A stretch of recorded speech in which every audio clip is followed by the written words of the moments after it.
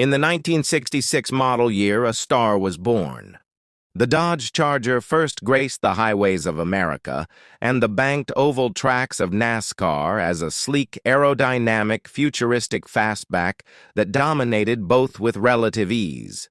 With its sexy good looks and powerful Hemi V8s, it has become one of the most sought-after and highly desirable of muscle cars to date.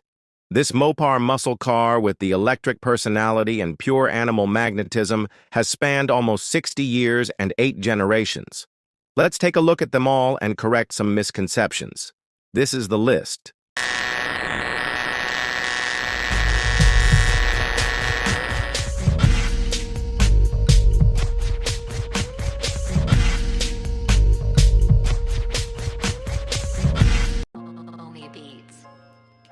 Generation 1, the 1966 through 67 Dodge Charger featuring a 426 Hemi V8 with 425 horsepower. Had a hardtop look, retractable B-pillar, semi-hatchback pass-through with a fold-down rear seat. In 1966, Sam McQuagg won the Firecracker 400 in a 66 Charger, the first one ever with the rear spoiler. About to do damage.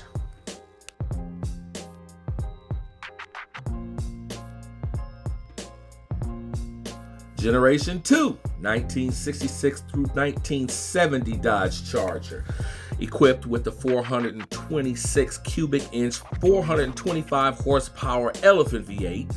It sold over 188,000 copies. The movie Bullitt made it famous with the famous chase scene through the streets of San Francisco against the 1970 Mustang. In 1970, also, the NASCAR Cup Series outright banned the Charger Daytona due to its rear wing, which made it extremely stable and an awesome driver. Allowed it to reach over 200 miles per hour on the track, unlike any other car out there. It was deemed an unfair advantage and had to go.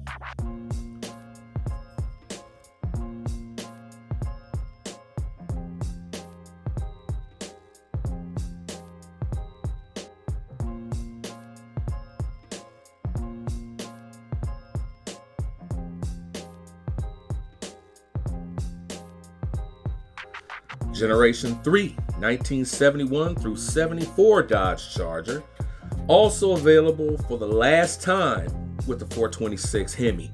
Over 77,000 units were sold, a figure much lower than the previous generation.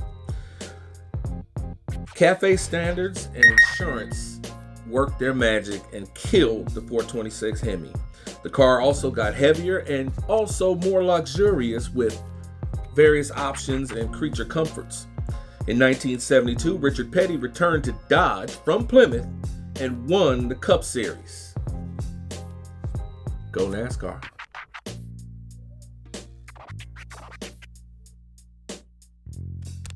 Generation 4, the 1975 through 78 Dodge Charger. Now, this is one of the most largely overlooked generations of Dodge Charger, mainly due to its lack of muscle. The Charger became a personal luxury coupe and thus began the malaise era of the early 1980s. The largest engine available was a 400 cubic inch V8 with only 240 horsepower. Now, it had a lot of torque and it felt good to drive, but it was by no means a muscle car any longer. Very beautiful and luxurious and a tank, really. It will rest in the history books as an underrated car. In 1978, though, this car, the Gen 4 Dodge Charger, was renamed the Dodge Magnum in homologation with NASCAR. It had some features such as smoothed over headlights, stiffer suspension, the same basic engines, but it was a little bit different. And that was another nameplate that was due to return years later.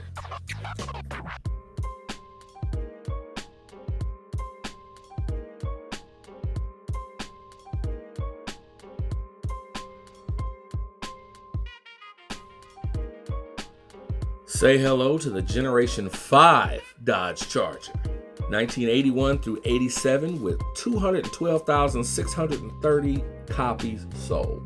Now, this is one of the most forgotten about Dodge Chargers and most likely to throw off your generation count.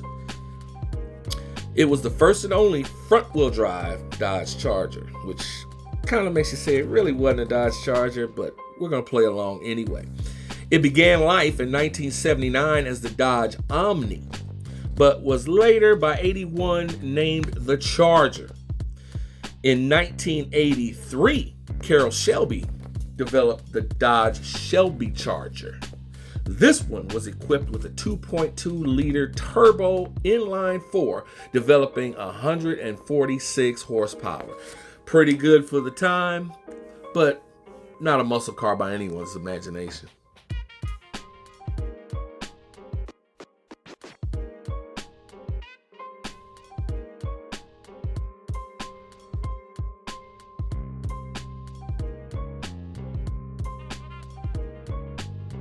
Fast forward 20 years and we get the Generation 6, 2006 through 2010 Dodge Charger and Dodge Charger SRT8. The latter available with a 6.1-liter Hemi V8 with 425 horsepower.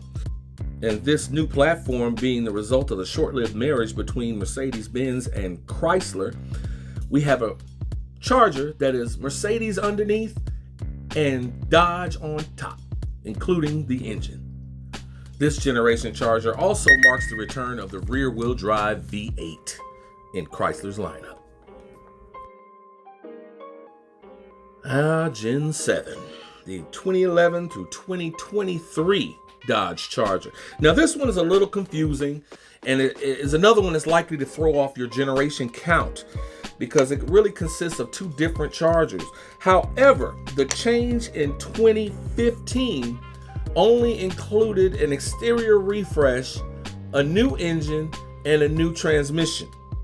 Other than that, everything else, including the interior, stayed pretty much the same. The highest power you can get from this generation was the 376 cubic inch Hellcat Red Eye engine at 797 horsepower. There were over 1,085,371 models sold, often erroneously referred to as the third gen Dodge Charger by newbies. This Gen 7 Charger held a record for the most powerful sedan in the world, thanks to the Hellcat and then the Red Eye.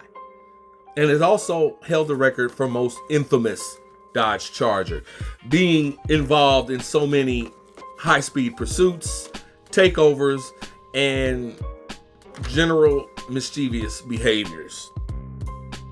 Also in 2011, the Dodge Charger made a return to the silver screen in Fast 5. Now they used Gen 6 Chargers. Dom and Brian drove them as getaway cars in the heist in Brazil. But due to the fact that the 2011 Charger did not appear until halfway through the model year, I guess none were available for the movie.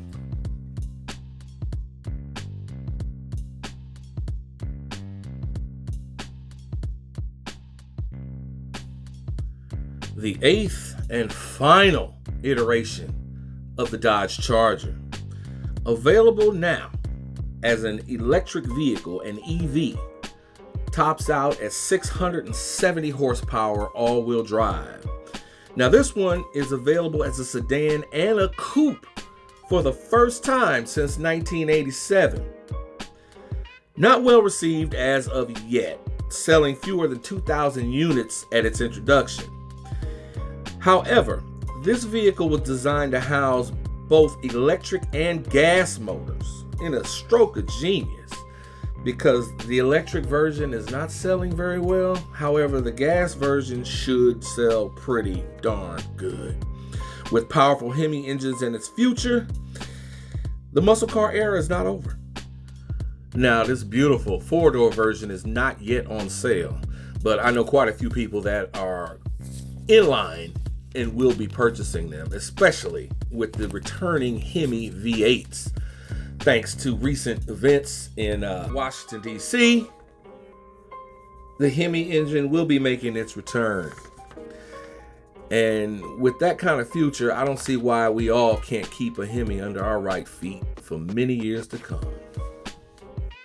Thanks for watching another episode of The List.